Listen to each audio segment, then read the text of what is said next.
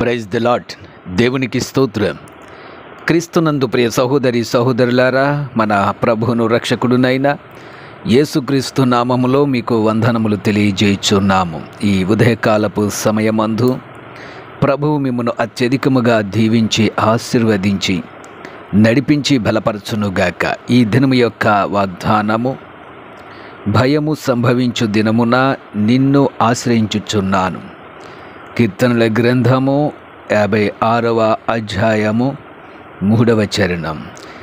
క్రీస్తునందు ప్రియ సహోదరి సహోదరులారా, దావీదు మహారాజు యొక్క జీవితములో ఒక భయము సంభవించింది. ఎందుకంటే అతడు సౌలు చేత తరమబడుచున్నాడు.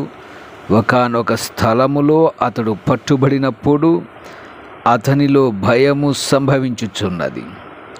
ఆ భయమును బట్టి అతడు కంగారు పడలేదు, కానీ ఆ భయము సంభవించు దినాన దేవునిని ఆశ్రయించుచున్నాడు, దేవునికి ప్రార్థించుచున్నాడు. అందుకనే మరొక చోట అంటాడు, నాకు కలిగిన భయములన్నిటిలో నుండి ఆయన నన్ను విడిపించెను అని చెప్తాడు.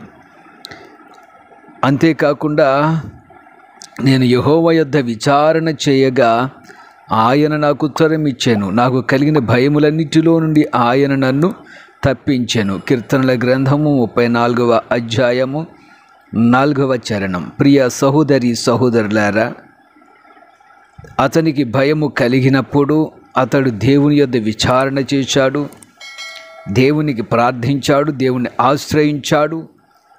ఆయన అతనికి కలిగిన భయములన్నిటిలో నుండి తప్పించెను.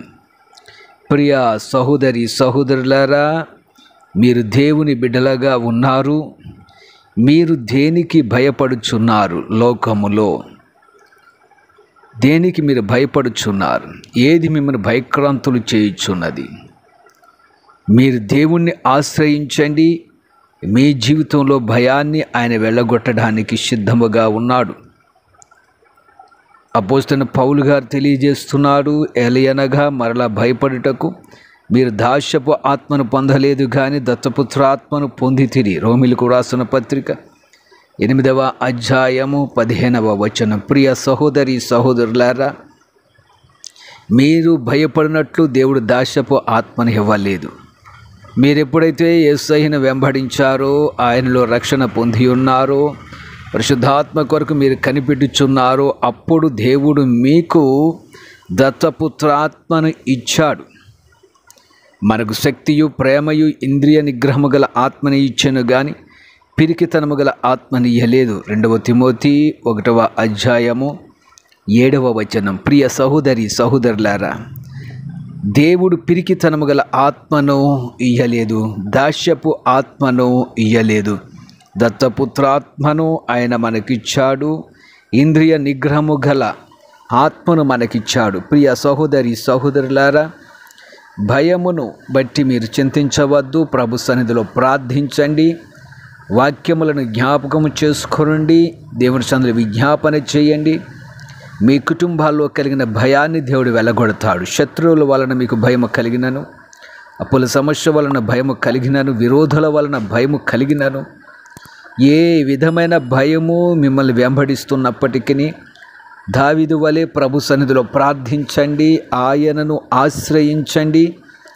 ఆయన మీ జీవితంలో భయాన్ని వెళ్ళగొట్టి మీ జీవితంలో నెమ్మది కలగజేస్తాడు. ప్రియ సహోదరి సహోదరులారా, ఆయన నీకు కలిగిన భయములన్నిటిలో నుంచి నిన్ను తప్పిస్తాడు. ఎటువంటి భయానకరమైన పరిస్థితులు వచ్చినా మిమ్మల్ని తప్పిస్తాడు. అందుకనే బైబిల్ గ్రంథంలో భయపడవద్దు అని అనేక సార్లు వ్రాయబడి ఉన్నది. ప్రియమైనటువంటి వారులారా, దేవుని వాక్యాన్ని జ్ఞాపకం చేసుకోండి, వాక్యాన్ని చదవండి, ప్రార్థించండి. అప్పుడు మీ జీవితంలో దేనికి మీరు భయపడరు. శత్రువును జయించుటకు దేవుడు శక్తిగల ఆత్మాభిషేకాన్ని మీకు ఇస్తాడు. శత్రువు మీద విజయాన్ని దేవుడు మీకు దయచేస్తాడు. ప్రతి భయమును మీ నుండి వెళ్ళగొడతాడు. మీలో పిరిగితనపు ఆత్మను ఆయన వెళ్ళగొట్టేవాడిగా ఉన్నాడు. మీరు దేనికి భయపడవద్దు. ప్రభు సన్నిధిలో విజ్ఞాపన చేయండి. తప్పక దేవుడు మీ జీవితంలో అట్టి అద్భుతాన్ని చేస్తాడు. అట్టి ధన్యత దేవుడు మీకు ఇచ్చునుగాక. ఆమెన్. ప్రార్థన చేద్దాం. ప్రియ పరమ తండ్రి, జీవాధిపతి, రక్షకుడా, నీకు స్తోత్రాలు. భయము సంభవించు దినాన నిన్ను ఆశ్రయిస్తే దేవా నీకు స్తోత్రములు. భయములన్నిటిలో నుండి తప్పిస్తావు, పిరికిదనగల ఆత్మను తొలగిస్తావు, దాస్యపాత్మను తొలగిస్తావు. ధైర్యము గల వారిగా నీ బిడ్డలు చేయడానికి మీరు ఇష్టపడుతున్నారు.